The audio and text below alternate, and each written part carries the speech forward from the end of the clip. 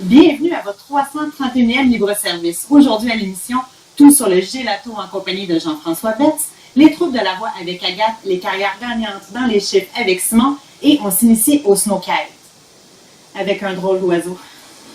Vers l'infini et plus loin encore! C'est parti!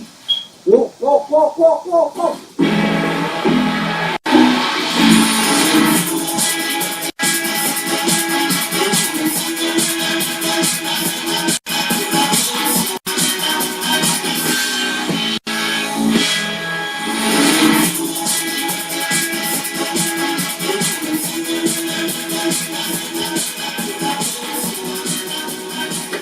Bienvenue à Libre-Service. Je reçois aujourd'hui le propriétaire, fondateur de Kite Project et puis du centre de snowkite Sainte-Anne-des-Plaines, SADP, Thierry Leblanc. Bienvenue à Libre-Service. Merci. On parle de kite aujourd'hui, snowkite.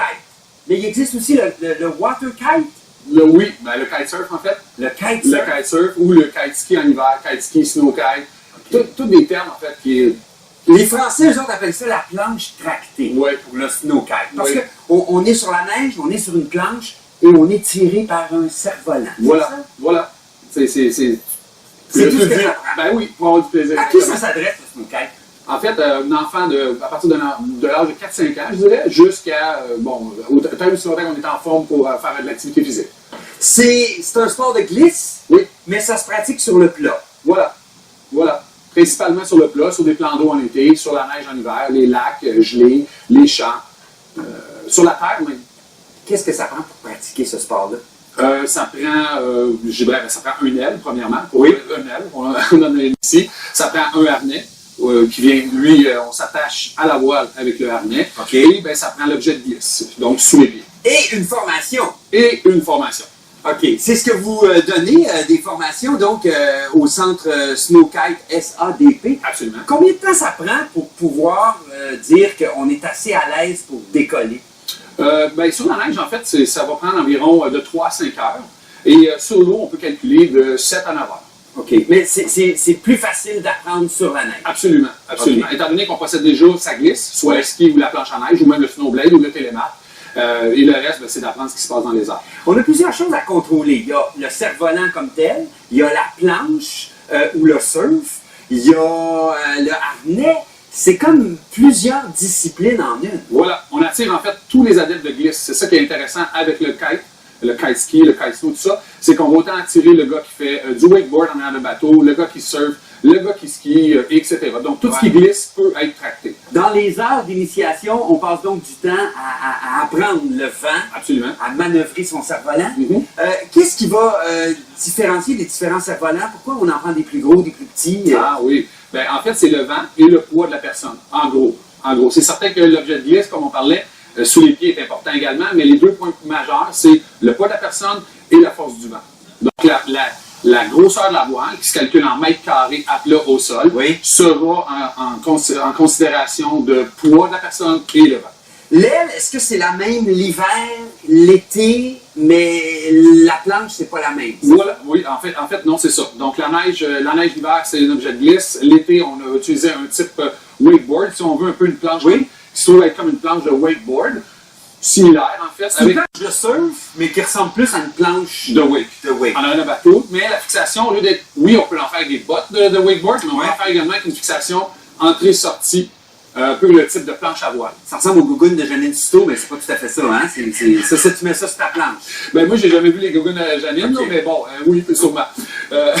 Ça prend 5 heures d'initiation pour être à l'aise et partir. C'est donc, c'est peut-être pas nécessairement un investissement à faire dès le début de t'acheter un équipement.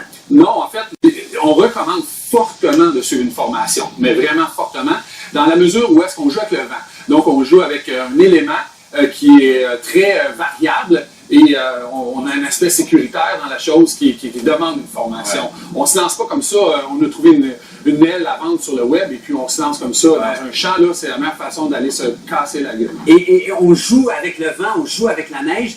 Les images qu'on voit, c'est à votre centre, Snowkite SADP.